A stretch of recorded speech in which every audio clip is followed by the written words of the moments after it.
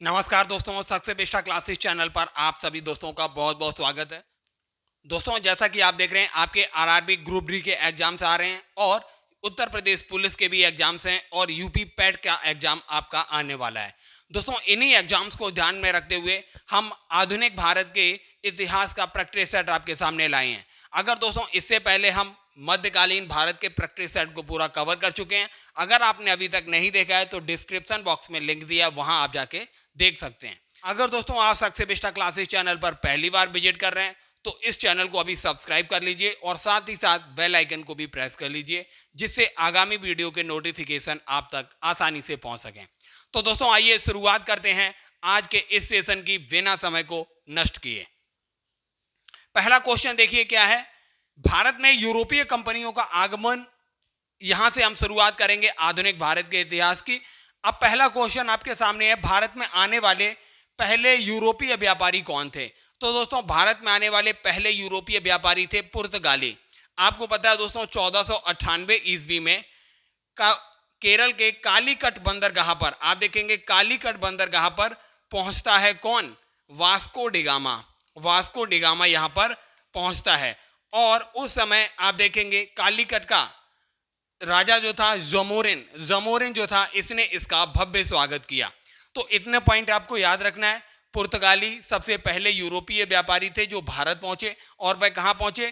कालीकट बंदरगाह पर। सन 1498 Vasco da Gama नाम था और जमोरिन जो शासक था उसने इनका स्वागत किया।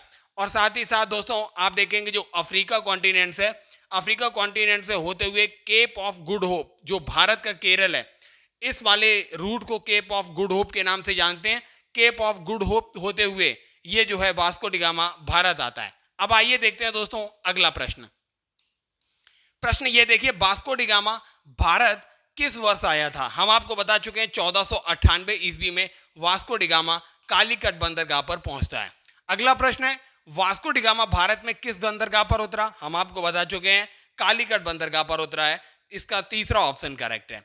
भारत में प्रथम पुर्तगाली वायसराय कौन बना? बहुत इंपॉर्टेंट है दोस्तों, फ्रांसिस्को डी अल्मीडा।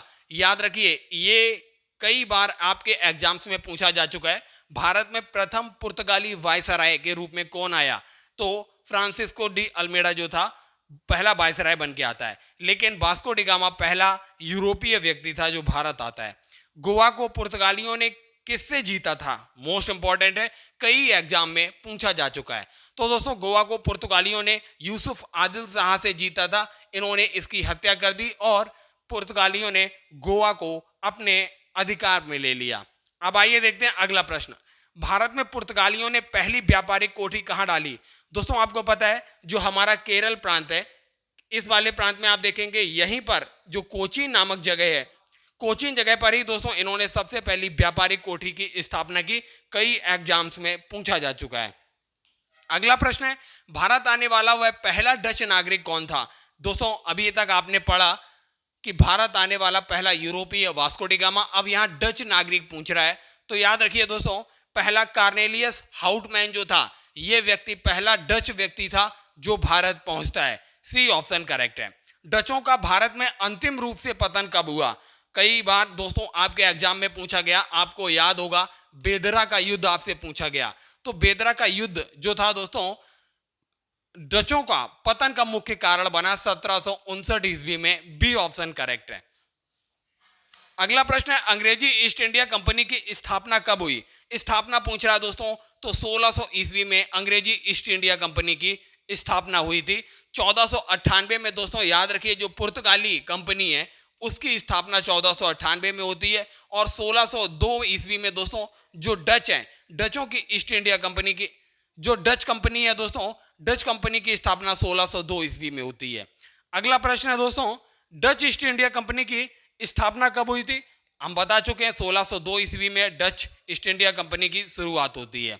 अब दोस्तों हम आपको एक ट्रिक और बता देते हैं कि इनकी कंपनी की स्थापना का क्रम आपको याद रहे। जैसे हमारी ट्रिक है पुत्र अड़ा डैड फसा, ये ट्रिक याद रखिए आप दोस्तों। सबसे पहले आप देखिए पुर्तगाली कंपनी की स्थापना होती है, फिर इसके बाद अंग्रेजी, पुर्तगाली हमने आपको बताया 1498, अंग्रेजी 1600 में होती है, और डच, अड़ा के बाद डच जो आएंगे आप याद रखिए डच ईस्ट इंडिया कंपनी की स्थापना 1602 में होती है। फिर इसके बाद डेनिश की स्थापना होती है। सबसे लास्ट में दोस्तों फ्रांसीसी जो ईस्ट इंडिया कंपनी है इसकी स्थापना होती है। तो ये क्रम भी आपको याद रखना है, पुत्र अड़ा डैड फंसा, ये ट्रिक याद रखिए। अगला प्रश्न है, भारत में पहली अंग्रेजी फैक्ट्री कहां पर लगी? जो अंग्रेजों ने दोस्तों भारत में पहली फैक्ट्री 1608 ईस्वी में, याद रखिए, सूरत में स्थापित कर दी थी। तो याद रखिए इसका सी ऑप्शन करेक्ट है, सूरत। अगला प्रश्न है, सम्राट जहांगीर के दरबार में भेजा गया पहला अंग्रेज राजदूत कौन था? तो सम्राट जहांगीर के दरबार में दोस्तों सबसे पहले कैप्टन हॉकिंस आता है। इसका ए ऑप्शन बिल्कुल करेक्ट हो जाएगा। अगला प्रश्न है, टॉमस रो को मुगल दरबार में किसके द्वारा भेजा गया था? तो दोस्तों याद रखिए जो जेम्स प्रथम था, जेम्स प्रथम के द्वारा टॉमस रो को मुगल दरबार में भेजा गया था। सी ऑप्शन करेक्ट हो जाएगा। अंग्रेजों ने मसूलीपट्टनम में कोठी किस वर्ष स्थापित की थी? दोस्तों सबसे पहले आपने देखिए 1608 ईस्वी में इन्होंने सूरत में स्थापित की थी, लेकिन कुछ कारणों से मुगलों से मतभेद होने की वजह से ये पूर्णतः तैयार नहीं हो पाई। इसी बीच दोस्तों 1611 ईस्वी में जो मसूलीपट्टनम नाम की जगह है, इस जगह इन लोगों ने अपनी जो व्यापारिक कोठी है स्थापित की थी। सी ऑप्शन करेक्ट हो जाएगा। मसूलीपट्टनम में 1611 ईस्वी में इन्होंने तैयार की थी। अंग्रेजों ने ईस्ट इंडिया कंपनी को अधिकार पत्र किसके द्वारा प्राप्त हुआ था? जो अंग्रेजी ईस्ट इंडिया कंपनी थी उस समय दोस्तों जो रानी थी, महारानी एलिजाबेथ प्रथम जो थी, इसके द्वारा इसको अधिकार पत्र प्राप्त हुआ था। सी ऑप्शन बिल्कुल करेक्ट होगा। अगला प्रश्न है दोस्तों, भारत में फ्रांसीसियों ने पहली व्यापारिक कोठी कहां पर स्थापित की थी? तो याद रखिए दोस्तों अंग्रेजों ने और फ्रांसीसियों दोनों ने पहली व्यापारिक कोठी सूरत में स्थापित की थी। तो याद रखिए फ्रांसीसियों ने 1668 ईस्वी में यह व्यापारिक कोठी स्थापित की थी। अगला प्रश्न देखते हैं दोस्तों, फ्रांसिस मार्टिन ने किस स्थान की स्थापना की थी? दोस्तों 1674 ईस्वी में, याद रखिए 1674 में, याद रखिए ये पौंडीचेरी की स्थापना जो की गई थी फ्रांसिस मार्टिन के द्वारा की गई थी और कई एग्जाम्स में पूछा जा चुका है। अगला प्रश्न देखते हैं दोस्तों, बंगाल की राजधानी ढाका से हटाकर कौन सा बनाया गया? तो दोस्तों आपको पता है जब मुगल शासक औरंगजेब की मृत्यु हो जाती है, मुगल शासक औरंगजेब की मृत्यु के बाद ये जो बंगाल जो था एक स्वतंत्र राज्य के रूप में उभर कर आता है। तो मुर्शिद कुली खां जो था दोस्तों अपनी राजधानी बंगाल, जो पहले ढाका थी बंगाल की राजधानी, इसे मुर्शिदाबाद परिवर्तित कर देता है। तो याद रखिए इसका बी ऑप्शन बिल्कुल करेक्ट हो जाएगा। प्लासी का युद्ध कब हुआ था? दोस्तों याद रखिए जो प्लासी का युद्ध है 1757 ईस्वी में होता है। ये किसके बीच हुआ था? जो रॉबर्ट क्लाइव था अंग्रेजों का नेतृत्व कर रहा था और वहीं दूसरी ओर जो था बंगाल का नवाब सिराजुद्दौला था। तो सिराजुद्दौला और रॉबर्ट क्लाइव जो अंग्रेजों के मध्य ये युद्ध हुआ था, प्लासी का युद्ध 1757 ईस्वी में। और इसमें दोस्तों मीर जाफर जैसे जो इसके सेनापति थे गद्दार, इन्होंने इसको धोखा दे दिया। इस वजह से 1757 का युद्ध मैदान में लड़ने से पहले ही है सरेंडर कर देता है। तो याद रखिए 1757 के प्लासी का युद्ध सिराजुद्दौला अंग्रेजों के बीच हुआ। बक्सर का युद्ध कब हुआ? जब दोस्तों सिराजुद्दौला जो था बंगाल से अपदस्थ कर दिया जाता है, उसके बाद बंगाल का नवाब सिराजुद्दौला और जो अवध का नवाब था और मुगल शासक, इन तीनों ने मिलकर 1764 ईस्वी में दोस्तों बक्सर के युद्ध को लड़ा और 1764 ईस्वी में फिर से परास्त हो जाते हैं। ये तीनों की तिकड़ी अंग्रेजों से परास्त हो जाती है और माना जाता है बंगाल और भारत पर वहीं से अंग्रेजों का वास्तव में प्रभुत्व स्थापित हो गया। तो 1764 ईस्वी में अंग्रेजों के प्रभुत्व को स्थापित कर दिया गया बक्सर के युद्ध के बाद। प्रथम आंग्ल मैसूर युद्ध कब हुआ? दोस्तों याद रखिए पहला आंग्ल मैसूर युद्ध 1767 से 1769 ईस्वी को प्रथम हुआ था। 1780 से 1784 ईस्वी के बीच द्वितीय हुआ था और 1790 और 1792 के बीच तृतीय हुआ था और 1799 में चतुर्थ हुआ था। तो याद रखिए ये चारों आंग्ल मैसूर युद्ध हैं। 1799 के बाद टीपू सुल्तान युद्ध के मैदान में मारा जाता है। इस तरीके से आप देखेंगे अंग्रेजों का मैसूर पर पुनः आधिपत्य हो जाता है। तो याद रखिए प्रथम आंग्ल मैसूर युद्ध कब हुआ था? 1767 से 69।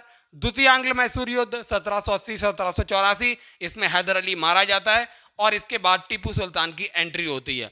1790 1792 यहाँ भी टीपू सुल्तान लड़ता है और 1799 में अंतिम युद्ध था मैसूर का, टीपू सुल्तान मारा गया और अंग्रेजों ने मैसूर पर अपना आधिपत्य जमा लिया। अगला देखते हैं दोस्तों, टीपू सुल्तान किस यूरोपीय संगठन का सदस्य था? तो दोस्तों याद रखिए ये फ्रांसीसी क्लब था, फ्रांसीसी का क्लब था ये, जैकोबिन क्लब, इसका सदस्य था टीपू सुल्तान, ये याद रखना है आपको। श्रीरंगपट्टनम की संधि किस युद्ध के बाद हुई थी? तो दोस्तों श्रीरंगपट्टनम की संधि जो होती है ये तीसरा जो आंग्ल मैसूर युद्ध हुआ था इसके बाद होती है। चतुर्थ आंग्ल मैसूर युद्ध के बाद किसने मैसूर पर अधिकार कर लिया? तो याद रखिए दोस्तों, जो चौथा आंग्ल मैसूर युद्ध हुआ था 1799 ईस्वी में, और 1799 के समय दोस्तों वायसराय कौन, 1799 के समय बंगाल का गवर्नर कौन था? वेलेजली था। याद रखिए ये वेलेजली जो था, तो इस यही ऑप्शन करेक्ट हो जाएगा, इसी का आधिपत्य हो जाता है लॉर्ड वेलेजली का, सी ऑप्शन करेक्ट हो जाएगा। अगला प्रश्न है, रॉबर्ट क्लाइव को बंगाल का गवर्नर कब नियुक्त किया गया? तो दोस्तों याद रखिए 1757 से 1760 ईस्वी तक, जब इसने प्लासी का युद्ध जीता था। फिर 1765 से 1767 ईस्वी तक ये पुनः बनाया जाता है बंगाल का गवर्नर। इस समय दोस्तों याद रखिए जो इलाहाबाद की संधि होती है बक्सर को युद्ध हारने के बाद, उस समय ये वापस आ जाता है रॉबर्ट क्लाइव। तो 2 बार ये बनाया गया, 1757 से 1760, 1765 से 1767 ईस्वी। अब देखते हैं दोस्तों अगला प्रश्न। अगला प्रश्न है दोस्तों, बंगाल में द्वैध शासन की स्थापना किसने की? बंगाल में द्वैध शासन की शुरुआत दोस्तों रॉबर्ट क्लाइव के टाइम पर होती है, बी ऑप्शन इसका बिल्कुल करेक्ट हो जाएगा। अगला प्रश्न देखते हैं दोस्तों, मुर्शिदाबाद के लिए उप दीवान के रूप में किसे नियुक्त किया गया? जब दोस्तों आपको पता है बंगाल पर आधिपत्य हो चुका है, तो बंगाल हो गया, बिहार हो गया, उड़ीसा वाले रीजन पर अब अंग्रेजों ने अपनी द्वैध शासन चलाना शुरू किया। द्वैध शासन चलाने के लिए उन्होंने जो मुर्शिदाबाद में उप दीवान की नियुक्ति की थी, तो इसे रजा खां, मोहम्मद रजा खां को बनाया था, सी ऑप्शन बिल्कुल करेक्ट हो जाएगा, मोहम्मद रजा खां को बनाया था। अगला प्रश्न है, बिहार के लिए उप दीवान के रूप में किसे नियुक्त किया गया था? हम दोस्तों आपको बता चुके हैं, इन्होंने हर जगह अलग अलग दीवान नियुक्त किए थे, तो राजा सितायब राय जो थे, बी ऑप्शन करेक्ट है, इन्होंने बिहार के लिए इसको उप दीवान चुना। 1773 के रेगुलेटिंग एक्ट के द्वारा किसे बंगाल का पहला गवर्नर जनरल बनाया गया?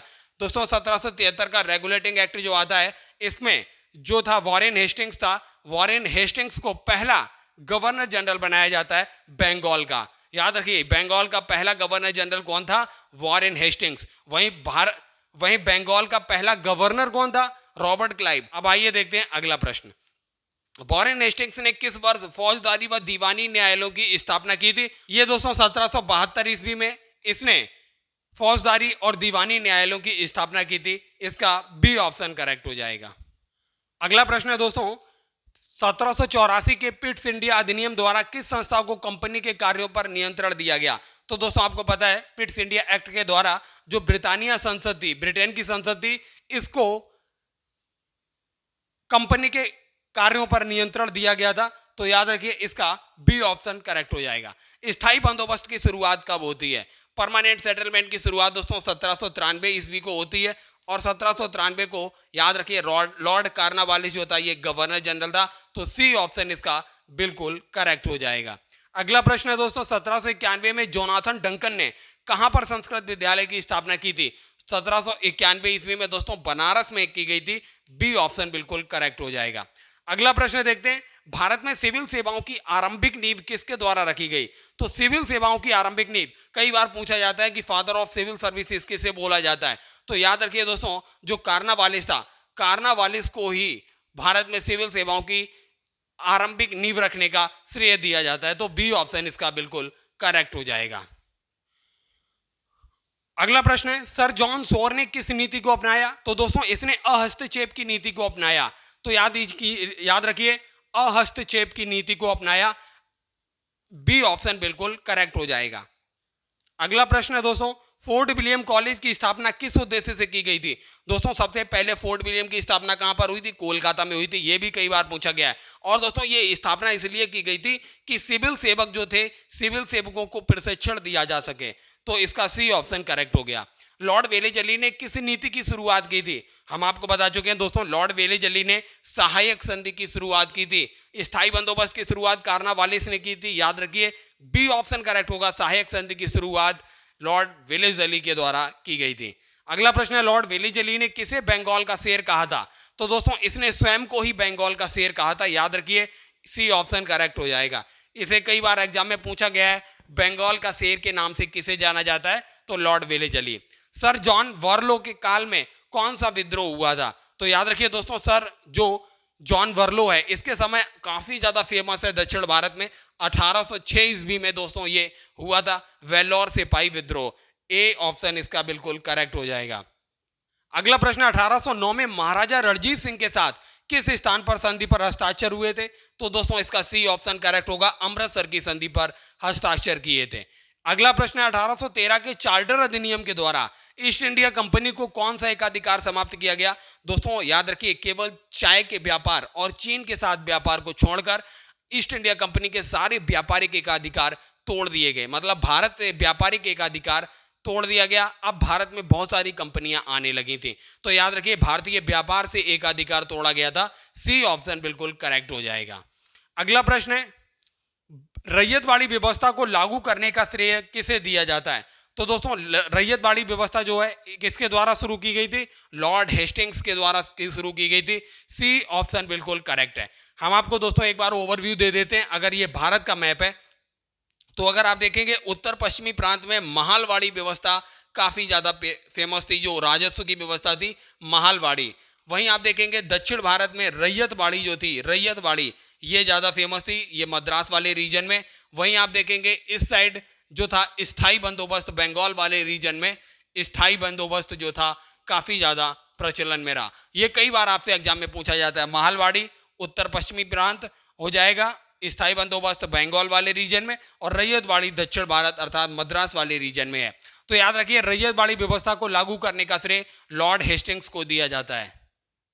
अगला प्रश्न है दोस्तों, चौथा आंग्ल मराठा युद्ध किसके शासनकाल में हुआ था? अगर आपको दोस्तों याद है, 1813 से लेके 1818 ईस्वी तक लगभग ये युद्ध चला था।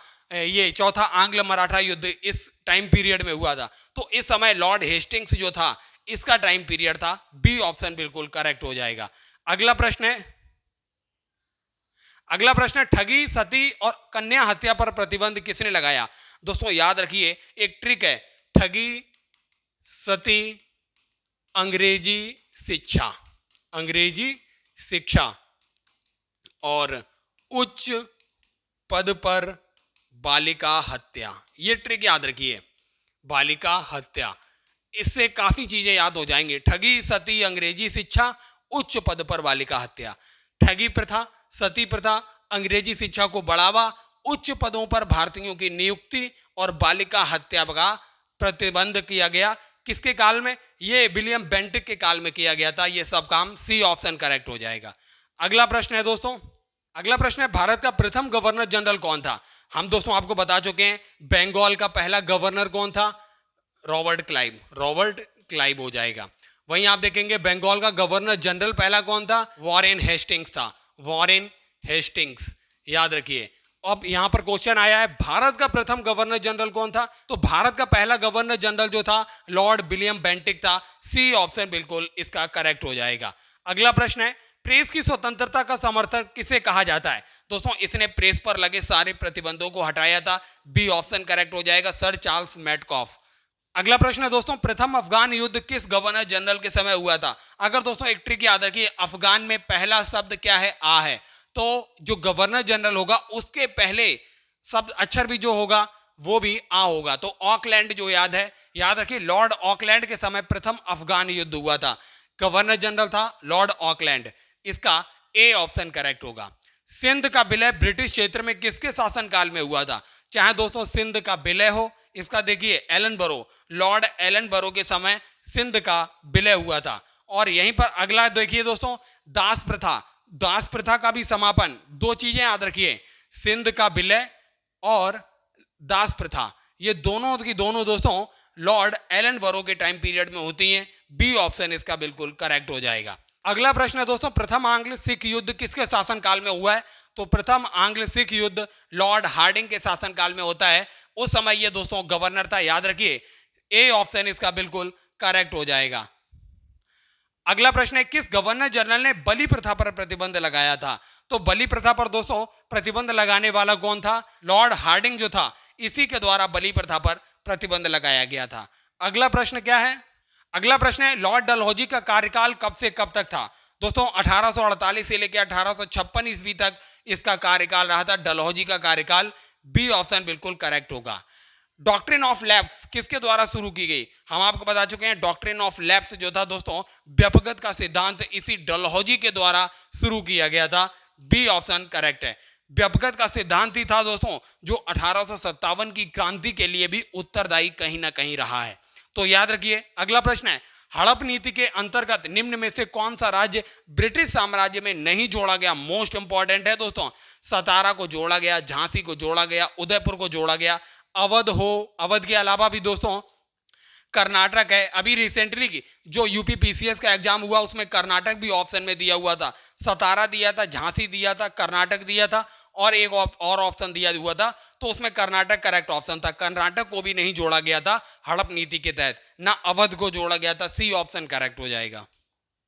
अगला प्रश्न है दोस्तों, शिमला को ग्रीष्मकालीन राजधानी किसके द्वारा बनाया गया था? तो यह डलहौजी के ही द्वारा बनाया गया था। बी ऑप्शन बिल्कुल करेक्ट होगा। अगला प्रश्न है, लोक निर्माण विभाग पीडब्ल्यूडी की स्थापना की गई थी? तो डलहौजी के ही द्वारा की गई थी। सी ऑप्शन इसका बिल्कुल करेक्ट हो जाएगा। अगला प्रश्न देखते हैं, भारत में पहली रेलगाड़ी कब चलाई गई? इसी डलहौजी के समय दोस्तों 1853 ईस्वी में चलाई गई थी। मोस्ट इंपॉर्टेंट है, कई बार रिपीट किया जा चुका है आपके एग्जाम में।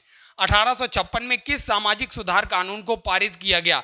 तो 1856 ईस्वी में दोस्तों विधवा पुनर्विवाह अधिनियम की शुरुआत की गई थी। ये दोस्तों धार्मिक जो 1857 की क्रांति हुई उसमें जो धार्मिक कारण थे, कहीं ना कहीं दोस्तों ऐसी प्रथाओं को भी मान्यता देने की वजह से हुई थी कि विधवा पुनर्विवाह अधिनियम को पारित किया गया। ये एक धार्मिक कारण भी बना आगे चल के 1857 की क्रांति का। भारत में पहली बार डाक टिकट किसके समय में जारी की गई? दोस्तों कुछ चीजें याद रखिए, चाहे जैसे रेलगाड़ी की शुरुआत हो या फिर विधवा पुनर्विवाह हो और डाक टिकट हो, ये चीजें जो थी ये इससे जोड़ के देखिए, ये डलहौजी के ही समय पर हुई थी। डाक टिकट, विधवा पुनर्विवाह हो या फिर ट्रेन का चलना हो। अब देखते हैं दोस्तों, अगला है, भारत में तार सेवा टेलीग्राफ किसके समय शुरू हुआ? यह भी याद रखिए दोस्तों, टेलीग्राफ भी दोस्तों डलहौजी के समय शुरू हुआ था, इसको भी याद रखना है। निम्न में से किस राज्य को डलहौजी ने हड़प नीति के अंतर्गत शामिल नहीं किया था? तो दोस्तों नागपुर को किया गया था, बघाट को किया गया था, जैतपुर को किया गया था, बरार को नहीं किया गया था। इसका सी ऑप्शन करेक्ट हो जाएगा। तो दोस्तों कमेंट करके बताइए ये मॉडर्न हिस्ट्री का प्रैक्टिस सेट आपको कैसा लग रहा है। हम आगे इसी तरीके से मॉडर्न हिस्ट्री के पार्ट को कवर करते रहेंगे और हम ऑब्जेक्टिव प्रश्न के माध्यम से बिल्कुल सीक्वेंस में आपकी आधुनिक भारत को कवर करेंगे। एक भी प्रश्न आपके इस वीडियो श्रृंखला से बाहर नहीं जाएगा, यह सक्सेस विस्टा क्लासेस का प्रॉमिस है। तो आप सक्सेस विस्टा क्लासेस को ज्यादा से ज्यादा शेयर कीजिए, सब्सक्राइब कीजिए और लाइक भी कीजिए। दोस्तों सक्सेस विस्टा क्लासेस को देखने के लिए बहुत बहुत धन्यवाद।